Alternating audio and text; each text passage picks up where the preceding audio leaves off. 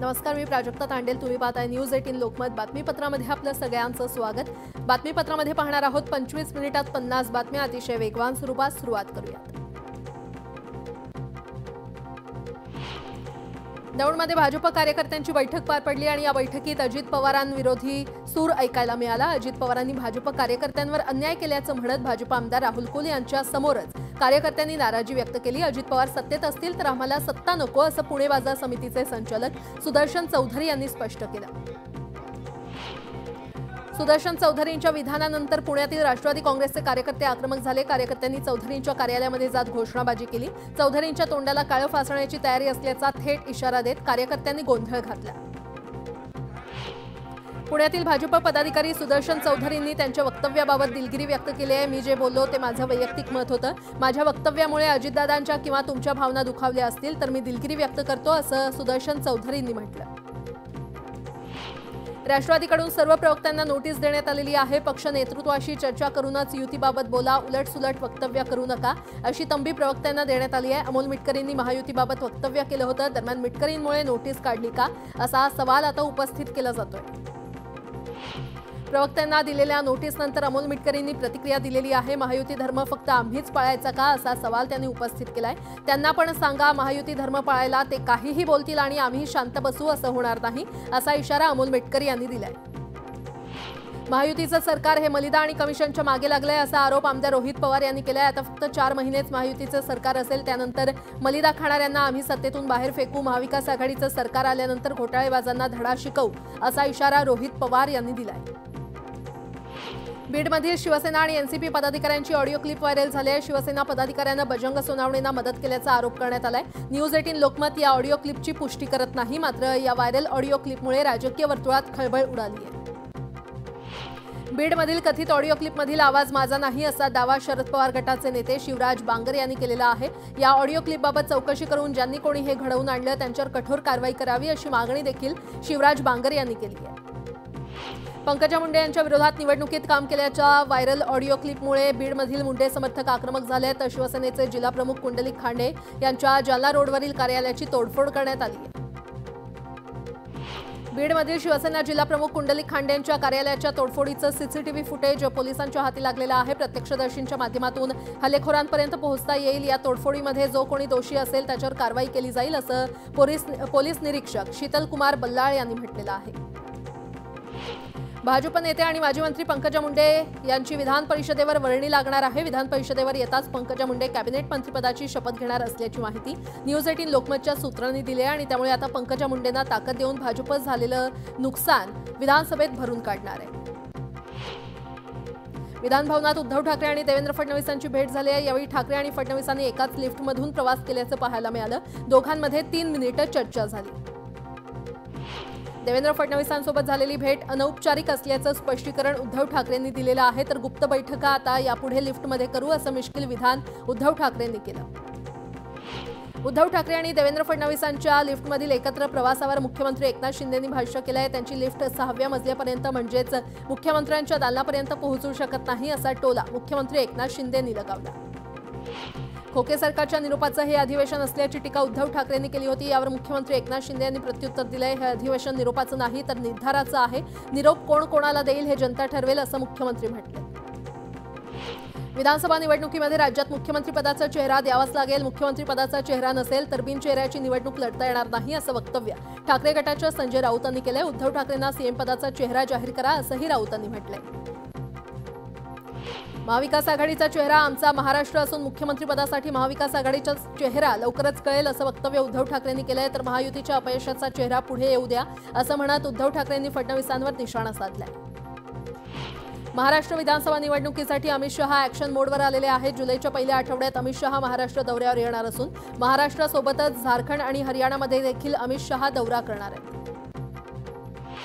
आमदार समाधान आवताडे यांच्या पाठपुराव्यामुळे पंढरपूरमध्ये मराठा भवनाला मंजुरी मिळालेली आहे. त्यामुळे कार्यकर्त्यांनी छत्रपती शिवाजी महाराज चौकात पेढे वाटून जल्लोष केला. हिंगोलीच्या सेनगाव शहराला लक्ष्मण हाके यांनी भेट दिली. यावेळी हाकेंचं आगमन होताच ओबीसी बांधवांनी त्यांचं जंगी स्वागत केलं. हाकेंच्या स्वागतार्थ ओबीसी समाजानं शहरात बाईक रॅली काढली होती. ओबीसी लक्ष्मण हाके यांनी परभणीत बोलताना मुख्यमंत्री एकनाथ शिंदेंवर टीका केली आहे। राज्याचे मुख्यमंत्री स्वजातीय आंदोलनाला रेड कार्पेट घालतात आणि ओबीसी आंदोलनाकडे फिरकतही नाहीत, त्यामुळे आमचा मुख्यमंत्र्यांवर विश्वास नाही, अशी टीका हाकेंनी केली आहे।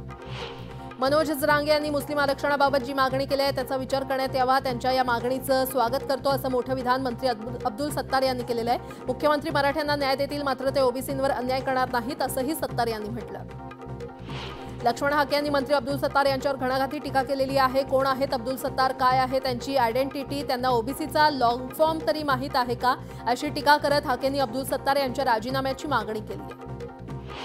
धर्माच्या आधारावर आरक्षण देता येणार नाही हे डॉक्टर बाबासाहेब आंबेडकरांनी सांगितले आहे, त्यामुळे मंत्री किंवा नेत्यांनी समाजामध्ये गैरसमज पसरवू नयेत, माहिती घेऊन अभ्यासपूर्ण बोलावं असं संजय कुटे यांनी म्हटलंय।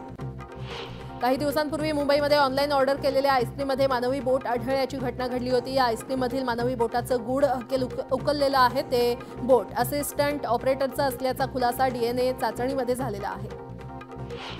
दूध दरासाठी पुन्हा एकदा संघर्ष पेटण्याची शक्यता आहे। दुधाला किमान 40 रुपये दर मिळावा या मागणीसाठी राज्यभर दूध उत्पादक शेतकरी रस्त्यावर उतरणार आहेत। राज्य सरकारचं लक्ष वेधण्यासाठी 28 जूनपासून राज्यभर आंदोलन छेडण्यात येणार आहे। दरम्यान राज्य सरकारनं दूध उत्पादकांचा अंत पाहू नये असा इशारा संघर्ष समितीच्या वतीनं देण्यात आला आहे। दूध दरवाढी संदर्भात सरकारची शेतकरी नेते आणि दूध संघासोबत बैठक घेणार आहेत। सह्याद्री अतिथीगृहावर 29 जूनला बैठकीचं आयोजन करण्यात आलं असून शेतकऱ्यांना दिलासा देण्याचा प्रयत्न केला जाणार आहे। दूध दरासंदर्भात दुग्धविकास मंत्री राधाकृष्ण विखे पाटील यांची भेट घेतली असून दूध दरवाढीसह दुधाला प्रति लिटर 5 रुपये द्यावे, या अधिवेशनात तात्काळ यासंदर्भात घोषणा करावी अशी मागणी केल्याचं माजी मंत्री हर्षवर्धन पाटील यांनी स्पष्ट केलं। दूध दरवाढीच्या मागणीसाठी सोलापूर जिल्ह्यातील गायगवाण येथील शेतकऱ्याचं गेल्या 2 दिवसांपासून तहसील कार्यालयासमोर बेमुदत उपोषण सुरू आहे। जनावरांच्या खाद्यपदार्थांच्या दरात वाढ झाल्यानं दूध दरात देखील योग्य वाढ मिळावी अशी मागणी शेतकऱ्यांना लावून धरली आहे। अहमदनगर महापालिका आयुक्त पंकज जावळे फरार झालेले आहेत। बांधकामाच्या परवानगीसाठी 9 लाखांची लाच मागितल्याचा त्यांच्यावर आरोप आहे। या प्रकरणी एसीबीनं केलेल्या कारवाईनंतर ते फरार झाल्याची माहिती समोर येते आहे। स्वीय सहाय्यकाद्वारे ही लाच मागण्यात आली होती, त्यानंतर एसीबीनं त्यांचं कार्यालय सील केलं। एसीबी कारवाईची माहिती मिळताच आयुक्त आणि त्यांचे स्वीय सहाय्यक फरार झाले। अहमदनगर महापालिकेचे आयुक्त पंकज जावळे आणि त्यांच्या स्वीय सहाय्यकानं लाच मागितल्याप्रकरणी एसीबीनं कारवाई केलेली आहे। महापालिका आयुक्त डॉक्टर पंकज जावळेंचं कार्यालय आणि शासकीय घर एसीबीनं सील केल्यानंतर भाजपच्या कार्यकर्त्यांनी फटाके फोडून आनंद साजरा केला। केंद्रीय अन्न मंत्रालयानं केलेल्या घोषणेनुसार जुलै 2024 साठी 24 लाख मेट्रिक टनाचा मासिक साखर कोटा मंजूर केलेला आहे। हा कोटा 1 जुलैपासून लागू होईल। जून महिन्याच्या तुलनेमध्ये आता कोटा 1.5 लाख टनानं कमी केल्यानं साखरेच्या दरात प्रति क्विंटल 15 ते 20 रुपये वाढ होण्याची शक्यता साखर उद्योगातून व्यक्त होते। हिंगोलीच्या वसमत तालुक्यातील सिरळी येथील शेतकऱ्याकडे बैलजोडी नसल्यानं त्यानं भाऊ आणि भाच्याला जुंपून शेतीकाम केलं। या घटनेची कृषी मंत्री धनंजय मुंडे यांनी दखल घेतली असून त्यांनी या शेतकऱ्याला स्वखर्चातून एक बैलजोडी भेट दिलेली आहे। रत्नागिरी जिल्ह्यातील तुळशी घाटात दरड कोसळल्याची घटना घडलेली आहे। दरडीचा भाग मोठ्या प्रमाणात रस्त्यावर असल्यानं वाहतूक काही काळ विस्कळीत झाली होती, मात्र युद्धपातळीवर दरडीची दगड माती हटवण्याचं काम केल्यानं वाहतूक पुन्हा सुरळीत आहे। नांदेड शहरातील जनता मार्केट व्यापारी संकुल बीओटी तत्वावर पुनर्विकास करण्याच्या प्रस्तावाला व्यापाऱ्यांनी दुसऱ्या बैठकीत देखील विरोध केलाय। दुसऱ्या बैठकीनंतरही आयुक्तांशी बोलून अंतिम निर्णय घेण्यात येईल असं उत्तर महापालिकेचे अतिरिक्त आयुक्त गिरीश कदम यांनी दिलंय। मनमाड रेल्वे स्टेशनसह लांब पल्ल्याच्या रेल्वेमध्ये पाणी भरण्यासाठी रेल्वे प्रशासनानं थेट रेल्वेनं पाणी आणलेलं आहे। पाणी टंचाईवर कायमस्वरूपी तोडगा काढण्यासाठी हा निर्णय घेतला असून त्यासाठी वेगळी पाईपलाईन टाकण्यात आल्याची माहिती रेल्वेच्या सूत्रांनी दिली आहे। उल्हासनगरच्या श्रीराम चौकातील अनधिकृत डान्स बारवर पालिकेनं तोडक कारवाई केलेली आहे। मुख्यमंत्र्यांच्या आदेशानंतर शहरातील डान्स बारवर कारवाई सुरू करण्यात आल्यानं नागरिकांनी समाधान व्यक्त केलंय। वाशिमच्या शिरपूर परिसरात मेघगर्जनेसह पाऊस झालाय। या पावसामुळे सोयाबीन, हळदीसह इतर खरीप पिकांना आधार मिळाला असून रखडलेल्या पेरण्यांना वेग येणार आहे।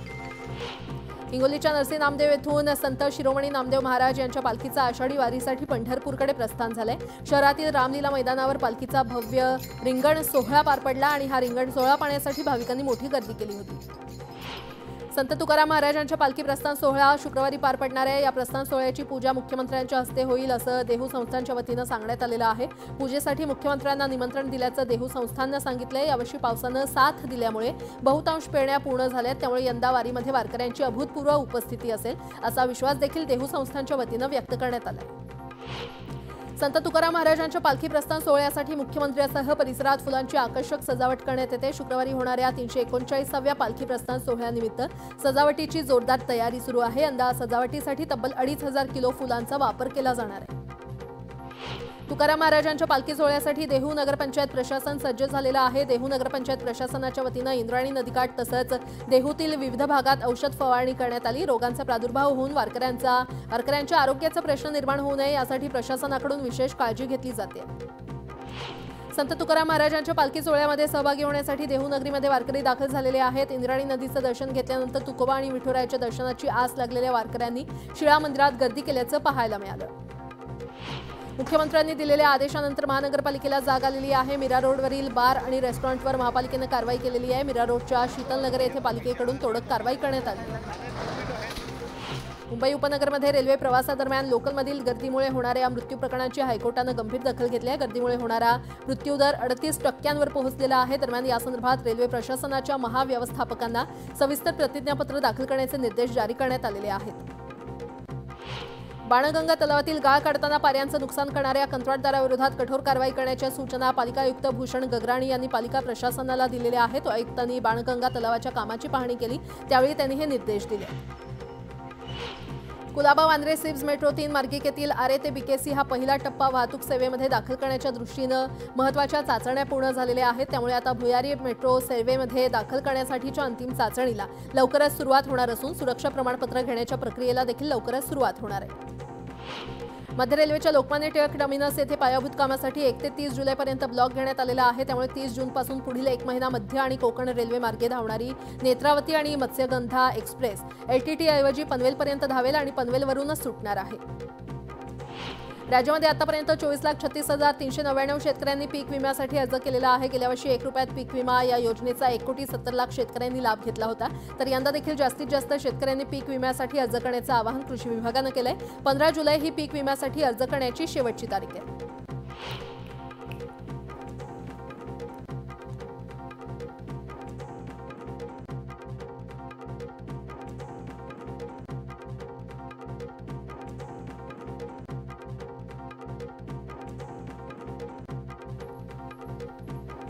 जहाल माओवादी नेता गिरधरच्या आत्मसमर्पणानंतर आणखी 2 माओवाद्यांनी गडचिरोली पोलिसांसमोर आत्मसमर्पण केलंय। बाली उर्फ जरीना नरोटे आणि शशिकला उर्फ मनीषा उईके अशी त्यांची नावं असून त्यांच्यावर जाळपोळ आणि अपहरणासह 9 गुन्ह्यांचा समावेश आहे। यासोबतच बातमीपत्रामध्ये एक छोटासा ब्रेक, पाहत रहा न्यूज 18 लोकमत।